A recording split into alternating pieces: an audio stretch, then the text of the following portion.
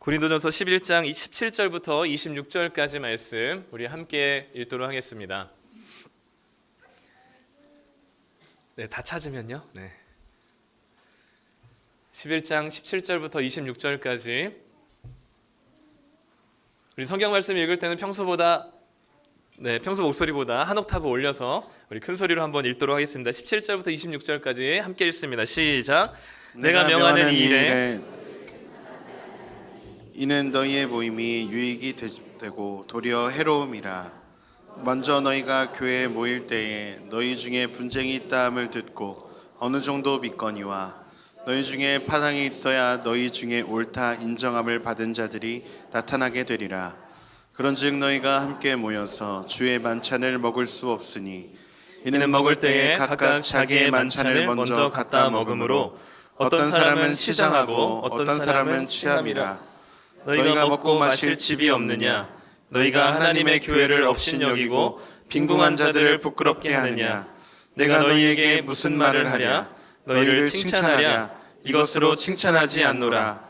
내가 너희에게 전한 것은 주께 받은 것이니 곧 주 예수께서 잡히시던 밤에 떡을 가지사 축사하시고 떼어 이르시되 이것은 너희를 위하는 내 몸이니 이것을 행하여 나를 기념하라 하시고 식후에 또한 그와 같이 잔을 가지시고 이르시되 이 잔은 내 피로 세운 새 언약이니 이것을 행하여 마실 때마다 나를 기념하라 하셨으니 너희가 이 떡을 먹으며 이 잔을 마실 때마다 주의 죽으심을 그가 오실 때까지 전하는 것이니라. 아멘.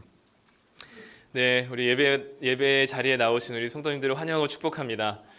네, 오늘 제목은 성찬의 기쁨 하나됨이라는 제목으로 같이 나눌 텐데요. 오늘 말씀 외워야 될 성경 구절이 고린도전서 11장 26절인데 혹시 다 외우셨나요? 네, 우리 한번 외워보도록 할까요? 네, 우리 성경책에서 눈을 떼시고 앞에를 보시고 저도 갑자기 헷갈리는데 참고로 여기 앞에 있습니다. 네, 네, 한번 외워보도록 하겠습니다. 시작. 너희는 이 떡을 먹으며 이 잔을 마실 때마다 주의 죽으실 때까지 아멘. 다 저쪽을 향해서 눈을 저기 뭐가 있나 봐요. 네, 오늘은 성례가 있는 성례주일입니다. 오늘 특별히 성찬에 대한 이야기를 좀 나누고 싶은데 성찬은 누가 시작하셨나요? 예수님께서 시작하셨습니다. 예수님께서 처음 이 성찬을 시작하셨던 우리가 소위 마지막 만찬이라고 얘기하는 그 마지막 만찬을 떠올리면 어떤 그림이 좀 머릿속에 떠올려지시나요? 아마도 이제 긴 탁자에서 예수님이 중앙을 차지하며 이렇게 떡을 나누는 이 모습을 이제 주님이 우리에게 보여주신 성찬으로 또 마지막 만찬으로 생각할 텐데 사실 1세기 당시의 식탁의 모습은 이렇지는 않았습니다. 그래서 아마도 이런 모습으로 예수님께서 성찬을 나누시지 않았을까 생각합니다. 왜냐하면 당시 유대인들을 비롯해서 로마 사회에서는 이렇게 의자에 앉아서 탁자에 있는 것이 아니었고 바닥에 앉은 좌식이었기 때문에 그리고 또 비스듬히 누워서 음식을 먹었던 그 식습관이 문화가 있었기 때문에 이런 디귿자의 형태의 식탁에 앉아서 예수님께서 성찬을 베푸시고 나누셨을 것이다라고 생각이 듭니다. 예수님께서 이 성찬을 식사하던 도중에 밥 먹었어. 그래서 식사하던 도중에 이 성찬을 나눴거든요. 성찬을 나눴기 때문에 우리는 보통 성찬식 하면 어떤 마음과 기분으로 이 성찬식에 참여하시나요? 저는 개인적으로 성찬식 때 울지 않으면 은혜를 못 받은 것으로 스스로 생각하고 어떻게든 눈물을 짜내기 위해서 애썼던 기억이 많습니다. 늘 슬퍼야 하고 그리고 눈물을 흘려야 하고 굉장히 진중하고 어느 때보다 진지하고 엄숙한 마음으로 그리고 분위기 속에서 성찬을 진행한다고 생각을 해왔었는데 성찬은 예수님께서 시작하신 성찬도 그러할 뿐만 아니라 초대교회 성찬도 그렇듯이 식사 중에 아름답게 풍성하게 주님 안에서 교제하고 나누며 식사를 나누는 중에 성찬을 했기 때문에 성찬은 슬픔과 장례식과 같은 이미지라기보다는 축제와 기쁨의 잔치의 이미지가 훨씬 더 큽니다. 그렇기 때문에 예수님께서 다시 오셔서 정말 이제 예수님께서 우리에게 베푸실 그 놀라운 식탁의 자리를 우리가 미리 기대하며 경험하는 시간이 성찬의 시간이기 때문에 이제는 조금 더 우리가 너무 슬퍼하면서 우울해하면서 우리의 마음과 생각을 너무 울면서 이 은혜를 누리기보다는 좀 더 기쁨과 감사의 잔치로 이 성찬을 보내야 되지 않을까 싶습니다. 그래서 우리가 생각해야 되는 성찬의 자리는 요런 이미지로 우리가 풍성하게 식탁을 누리며 기쁨 가운데 잔치를 벌이는 그 일들로 우리가 성찬을 받아들이면 좋을 것 같습니다. 이 성찬이라는 단어는 신경 쓰지 마세요. 예대로 예배를 드리고 있는 겁니다. 네, 괜찮습니다. 네, 드셔요. 네, 큰 소리만 안 나면 괜찮습니다. 우리 성찬이라는 단어를 영어로 두 가지 단어로 얘기해요. 첫 번째는 뭐라고 얘기하냐면 유카리스트라고 하는 단어로 얘기합니다. 이게 무슨 뜻이냐면 유라고 하는 건 좋다라는 뜻이고 카리스라는 것은 은혜라는 뜻이거든요. 그러니까 좋은 은혜라는 거예요. 하나님이 우리에게 베푸신 좋은 은혜의 수단, 하나님을 기억하고 주님의 구원하심을 다시 한번 기억하게 하는 좋은 은혜의 수단이 바로 성찬이라는 의미에서 유카리스트라는 단어를 씁니다. 근데 성찬에 또 다른 의미가 있는데요. 그게 뭐냐면 커뮤니온이라는 단어예요. 이거는 함께라고 하는 컴이라는 단어와 무니르라고 하는 라틴어 강화하다, 튼튼하게 하다라는 단어가 합쳐져서 함께 하나 되어 강화시키다, 튼튼하게 하다라는 의미가 있어요. 그래서 이 뜻은 뭐냐면 하나님이 우리로 하여금 하나 되게 하셔서 서로의 믿음을 강화시키는 수단이 되신다라고 해서 성찬을 커뮤니언이라고 씁니다. 그러니까 유카리스트나 커뮤니언이나 둘 다 성찬을 가리키지만 집중적으로 의미하는 바가 좀 다른데 오늘은 우리는 이 커뮤니언이라는 단어의 의미를 가지고 좀 더 생각해 보려고 합니다. 즉 하나됨이죠. 하나됨. 이 성찬의 가장 중요한 의미 중에 하나는 하나됨입니다. 그러면 우리는 누구와 하나됨이 먼저일까요? 첫 번째, 우리는 누구와 하나 되어야 할까요? 먼저 우리는 그리스도와 하나 되는 겁니다. 요한복음 6장에 보면 이 말씀이 있습니다. 한번 읽어보도록 하겠습니다. 시작. 내 살을 먹고 내 피를 마시는 자는 내 안에 거하고 나도 그 안에 거하나니 살아계신 아버지께서 나를 보내심에 내가 아버지로 말미암아 사는 것 같이 나를 먹는 그 사람도 나로 말미암아 살리라. 예수님의 살을 먹고 예수님의 피를 마시는 자, 예수님께서 떡과 잔을 나누시면서 내 살을 먹고 내 피를 마시는 자는 내가 그 안에 거하고 그가 내 안에 있을 것이다 라고 말씀하시면서 예수님과 하나됨을 얘기해요. 우리 계속해서 지난 5월 달부터 로마서에서 예수님과 그리스도와 연합되었다라는 이야기를 했습니다. 예수님과 연합되었다는 것을 우리는 어떤 방식으로 확인하고 좀 더 분명하게 이해할 수 있을까라고 생각한다면 그 막연했던 예수님과의 연합은 바로 성찬을 통해서 주님의 살과 피를 먹고 마심으로 내가 진짜 주님 안에 거하고 주님이 내 안에 거하게 되었구나라는 사실을 우리 눈으로, 우리 입으로, 우리 코로, 우리 촉각으로 확인하는 작업입니다. 그렇기 때문에 성찬의 가장 중요한 의미 하나됨에 있어서 첫 번째 하나됨은 뭐냐면 우리가 주님과 연합한 자가 되었다. 주님과 하나 되었다는 사실을 이 성찬을 통해서 고백할 수 있는 거죠. 그런데 성찬은 두 번째로 또다시 예수님과만 하나됨이 아니라 또다시 누군가와 하나됨을 얘기합니다. 그게 누굴까요?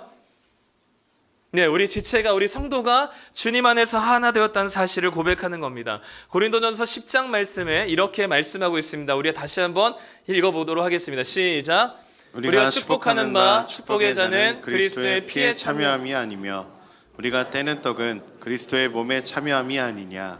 떡이 하나요 많은 우리가 한 몸이니 이는 우리가 다 한 떡에 참여함이라. 우리가 서로 다 다르지만 서로 다 제각각의 사람들이지만 우리가 주님 안에서 하나 될 수 있는 이유는 이 사람은 예수님의 떡을 먹고 저 사람은 다른 떡을 먹는 게 아니라 우리가 다 예수님의 한 몸이신 그 떡을 떼어서 함께 나눠 먹기 때문에 우리는 한 몸, 한 연합된 서로가 하나 된 공동체라는 것을 고백하는 겁니다. 그래서 예전의 성찬식 때는요, 빵을 지금처럼 자르지 않고 큰 빵을 떼어서 나누어 줬습니다. 왜냐하면 우리가 이 한 덩어리라는 예수님의 한 몸에서 우리가 서로 다른 빵을 먹는 게 아니라 같은 빵을 떼어서 함께 나누어 먹음으로 우리가 주님의 몸에 참여한 하나 된 공동체가 되었다는 사실을 조금 더 명확하게 가시적으로 보여주기 위한 것이죠.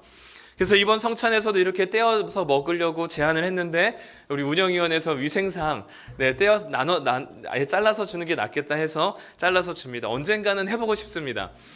이따만한 대형 빵을 가지고 서로가 뜯어서 먹는, 쥐파 먹은 것 같아 보일지 모르겠지만 주님 안에서 한 몸 된 예수님의 살과 피를 함께 먹고 마시는 것이 우리가 하나 되었다는 사실을 조금 더 분명하게 보여주는 것 같습니다. 아까도 말씀드렸지만 예수님께서 이 성찬을 나누실 때 식사 중에 나누셨습니다. 이 식사, 특별히 마태복음에, 마가복음에, 누가복음에 있었던 이 마지막 만찬의 식사는 어떤 때 했었던 식사일까요? 어떤 절기에? 유월절이라는 절기에 했었던 식사입니다. 유월절 절기 때는 뭘 먹을까요?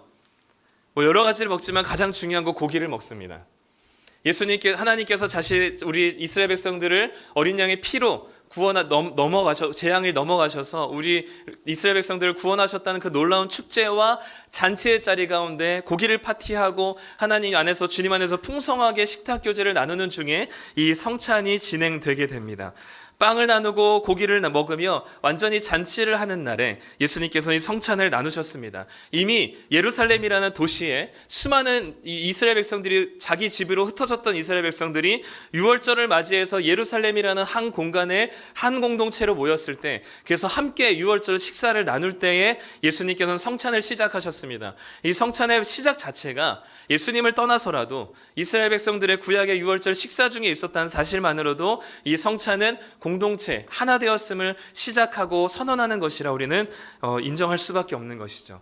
그렇기 때문에 성찬의 가장 중요한 것은 우리가 예수님의 살과 피로 구원받았음을 고백하는 것이기도 하지만, 동시에 우리가 주님과 하나 되었고 서로 하나 되었음을 우리 눈으로 그리고 우리 입으로 고백하며 맛보는 시간이 바로 성찬입니다. 오늘 우리가 읽은 고린도 교회도 이 식사 교제 중에 성찬이 있었습니다. 그래서 과거에는 이 식사를 애찬이라고 불렀어요. 사랑의 식사라고 불렀습니다. 그래서 이 식사 가운데 사랑의 교제가 넘치는 이 식사 중에 성찬을 베풀게 되었습니다. 근데 오늘 말씀 18절에 보니까 고린도 교회 성찬 중에 뭔가 문제가 있었습니다. 우리 18절 말씀 새 번역 버전으로 한번 읽어보도록 하겠습니다. 시작.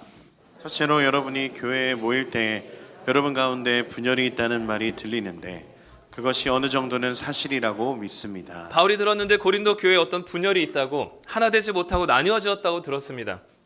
그 나눠진 게 어떤 원인 때문에 그러냐 봤더니 21절에 이렇게 기록되어 있어요. 21절 다시 한번 읽어보도록 하겠습니다. 먹을 때 사람마다 제각기 자기 저녁을 먼저 먹으므로 어떤 사람은 배가 고프고 어떤 사람은 술에 취합니다. 네, 아까도 얘기했지만 성찬은 그냥 지금 우리처럼 예배 한 시간에 규격된 예배 안에, 조직된 예배 안에 성찬이 있었던 게 아니라 자연스러운 식탁 교제와 식사 중에 성찬을 했습니다. 이때 당시의 식사는 우리가 지금도 비슷한 형식으로 하긴 하는데, 한 가정집에 각자가 준비해온 반찬들을 가지고 와서, 음식을 가지고 와서 뷔페처럼 이렇게 깔아놓고 함께 그것을 덜어 먹는 식사였습니다. 그렇기 때문에 오후에 모임이 있다면 그 오후에 모임 시간에 제대로 올 수 있는 사람이 있는 반면에, 그 시간에, 시작 시간에 오지 못하고 거의 성찬이 시작될 때쯤 저녁 시간에 다다라야 올 수 있는 사람들이 있었습니다. 오후에 일찍 올 수 있는 사람들은 좀 여유로운 사람들이었을까요? 좀 삶이 좀 빡빡한 사람들이었을까요? 네. 오후에 일찍 올 수 있는 사람은 일을 하지 않아도, 그리고 좀 더 삶이 여유롭기 때문에 시간을 자유롭게 활용할 수 있는 나름 상대적으로 부자인 사람들이 이 오후 시간에 먼저 도착해 왔습니다. 자신들이 준비한 음식들을 깔아놓고 있었죠. 그런데 나중에 올 사람들을 생각하지 않고 자기들이 준비한, 부자이니까 또 얼마나 멋있는, 또 맛있는 음식을 준비했겠습니까? 그 맛있는 음식들을 먼저 먹고, 그리고 또 준비한 술과 포도주를 함께 나누는 겁니다. 그래서 이 저녁 시간에 일을 다 끝마치고 온 사람들이 보니까 이미 배가 불러있고 이미 취해 있어서 성찬을 진행할 수 있는 상황이 되지 않았었던 거죠. 나중에 이 저녁에 늦게서야 왔었던 사람들은 부자였을까요? 가난한 자였을까요? 가난한 자 중에서도 자기가 자기의 삶을, 자기의 시간을 컨트롤할 수 없는 철저하게 주인의 스케줄에 따라야만 하는 노예였을 것입니다.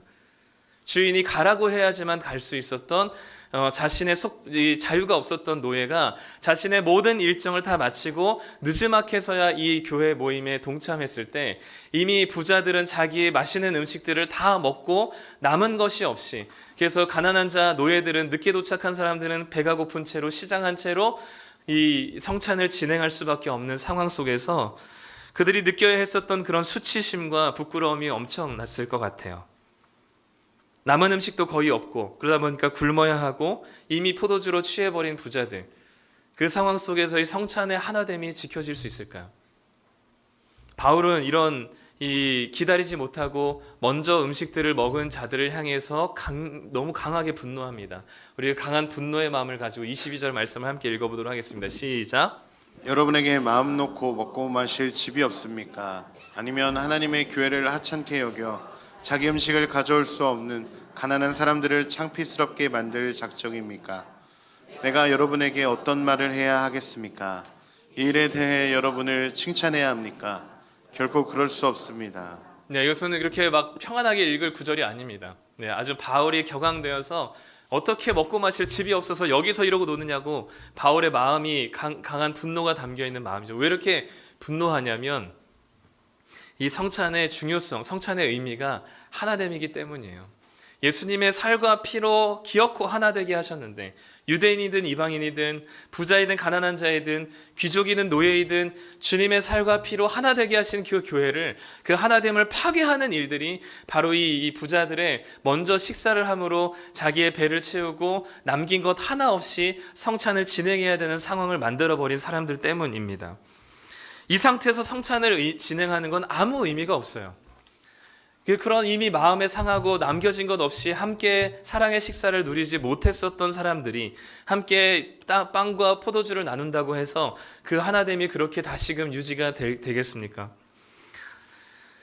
부자와 가난한 자가 나뉘어져서 차별하고 서로 창피를 주고 예수님의 살과 피를 욕되게 하는, 그리고 성도의 하나됨을 파괴하는 행위이기 때문에 바울은 그래서 33절에 보니까 먼저 먹고 마시지 말라고, 충분히 올 사람들을 다 기다려서 함께 교제하며 성찬을 누릴 것을 요청하고 있습니다. 그런데 이런 모습들이 고린도 교회에만 있을까요? 교회 안에도 여전히, 지금의 우리 안에도 여전히 있습니다. 여전히 차별과 분리와 알 듯 모를 듯 따돌림과 끼리끼리 모여서 우리 편 내 편 나눠서 서로 비난하고 시기하고 질투하며 뒷담화하고 외모와 성적과 성격과 재력에 따라서 판단하고 차별하는 모습들이 여전히 고린도의 모습뿐만 아니라 우리들의 모습입니다. 이것을 차별하고 따돌림까지는 아니더라도 서로에게 큰 관심이 없고 그냥 나 혼자 예배 시간 잘 드리고 끝나는 것으로 할 만큼 했다고 여겨지는 것들이 사실상 성찬을 아무리 진행한다 한들 그것이 우리로 하여금 하나 되게 하는 일들을 고백하지는 못하게 할 겁니다. 우리는 누군가를 미워하는 것 이상의 서로 사랑하는 자들입니다. 그렇기 때문에 지하 식당에서 혼자 밥 먹고 있는 사람이 있다면, 성도가 있다면 기꺼이 가서 함께 식사를 나누는 것이 우리들의 모습이어야 해요. 혼자 식사를 시작할 때부터 끝까지 혼자 두는 것은 따돌림보다 어쩌면 훨씬 더 심각한 무관심입니다. 우리들에게도 이 고린도와 같은 모습들이 늘 있습니다. 그렇기 때문에 다시금 돌아보아 우리가 정말 주님 안에서 하나 되었음을 고백하고 정말 주님의 살과 피를 함께 나누어 먹는 한 가족 되었음을 고백한다면 다시금 우리 안에 있었던 수많은 구별되었던 선들과 담들을 내려놔야만 하는 것이죠. 성찬은 내가 그리스도 하나됨을 보여줍니다. 주님이 내 안에 있기 때문에 매 순간 예수님과 동행하는 삶을 살 수 있게 되고요. 그 매일 반복되는 삶을 용감하게 일구어내고 그 안에서 예수님의 말씀을 따라 살아낼 수 있게 하는 것이 성찬입니다. 또한 성찬은 그리스도와 연합할 뿐만 아니라 우리 지체인 성도들과 하나됨을 보여줍니다. 나 혼자 비밀스럽게 밥을 먹는 것이 아니기 때문에 공동체가 함께 이 잔과 떡을 나누는 것이기 때문에 함께 성찬을 나누고 함께 손을 잡고 주 안에서 차별 없이 우리는 하나의 공동체라는 사실을 공유하며 나 혼자 이 길을 걸어가는 것이 아니라는 사실을 깨닫고 서로를 의지하며 세워가는 이 성도의 하나됨이 이 성찬 가운데 우리에게 분명하게 드러나야 될 줄 믿습니다. 오늘 성찬을 통해서 우리 각자가 예수님과 하나됨을 경험하고 서로 하나됨을 경험하는 귀한 하나님의 은혜의 시간이 되기를 간절히 소망합니다. 마지막으로 빵과 포도주라는 소설 중에 한 글귀를 읽으며 마치도록 하겠습니다. 성찬을 집례하는 신도가 이렇게 말합니다. 왜 빵을 나누는지 아십니까? 빵은 많은 이삭의 나달들로 만들어지기 때문입니다. 따라서 그것은 하나가 됨을 의미합니다. 포도주는 많은 포도알로 만들어지죠. 따라서 그건 역시 하나가 됨을 의미합니다. 비슷한 것들이 똑같이 모여 뭉치는 하나의 결합이죠. 그래서 일상의 음식인 빵과 포도주가 성찬의 빵과 포도주로 변화되는 것은 으깨지고 짓밟힌 이들이 서로의 아픔을 부둥켜 안고 공감할 때 나타나는 거룩한 변화입니다. 이게 바로 성찬의 신비 아니겠습니까? 라는 글입니다. 빵과 포도주는 이스라엘 백성들에게 너무나 흔한 일상적인 음식이죠. 근데 어떻게 그게 거룩한 음식이 될 수 있을까? 그것은 주님 안에서 우리가 하나 되었음을 고백하고 깨달을 때 그것이 곧 성찬의 떡과 잔이 되리라 믿습니다. 이 시간에 그 성찬의 신비가 우리의 전 존재를 감싸 주님 앞에 우리가 하나 되었음을 고백할 수밖에 없는 자리가 되기를 간절히 소망합니다.